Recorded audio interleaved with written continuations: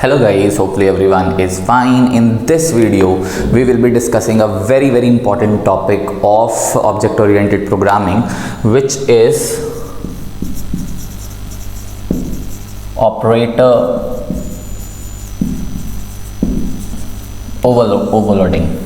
So operator overloading is a concept where we work with objects.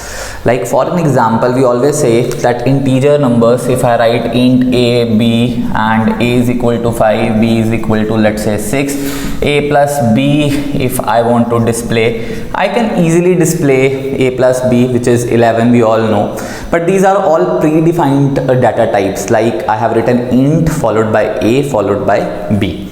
So it means these are all integer data types and we can easily work with them. Why? Because these have been defined in the language itself. Now when we talk about objects which are created by us, since class is a user defined data type and it is created by us, and we want to add those objects. Like for an example, if I say class A, I have just given a data member A, and let's say main, and I create an object obj, and I want to just provide a pre-unary operator to obj. Can I do it? Obviously I can, but unfortunately directly I cannot. So I've written a followed by obj plus obj cannot be applied directly. There are some rules defined to a function. There are rules which are defined to the objects. So what is operator overloading? Firstly, operator overloading means if you want to apply any operation on objects, we need to apply operator overloading. It means if I apply any operation to objects, whether I have to add objects, whether I have to delete objects, I have to use this concept operator overloading. Definitely it gives another meaning to operators. How it is giving different meaning to operators. So whatever you define in operator function, that is the meaning that is given to it. Whether you are adding different objects, so earlier operators were applied on predefined data types like int, float, char.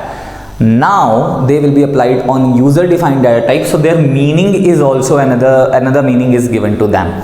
The third important type, we have to use operator function always.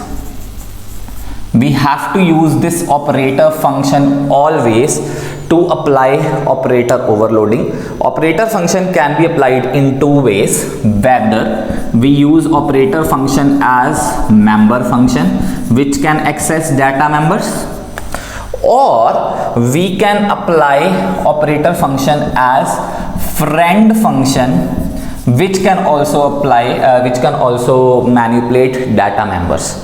So the operator function has to be used. This is a very important condition for operator overloading, that I cannot directly add, subtract objects. I have to use operator function for it. Whether I use it in the form of member function or I use it in the form of friend function, it is a very important constraint. Again, it gives different meaning to the operator. So whatever you define in a function, that is the meaning which is given to the operator. Apply operation on objects directly you cannot apply. You have to use operator overloading, and definitely it is a part of compile time polymorphism, and hence this is operator overloading. In the upcoming videos we will see how operator overloading is applied, what are unary operators, what are binary operators, and how they are applied on objects. So kindly like, share and subscribe, and share it to maximum audience so that we can reach numbers. Thank you very much.